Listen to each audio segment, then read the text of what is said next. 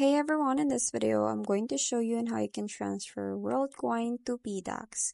So the very first thing that you have to do is open your World application and click on the $sign at the bottom.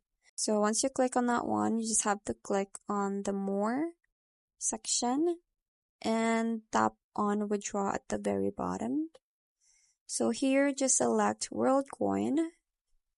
After that, just select Crypto Application and Worldcoin again. So just scroll down and tap on Others.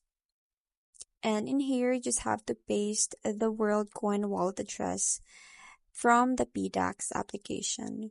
So to be able to get this, just go to the PDAX and then get your wallet address from there.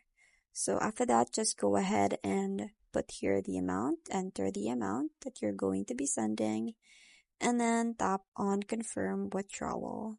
So that's pretty much it. It's very quick and easy. I hope you find this video helpful.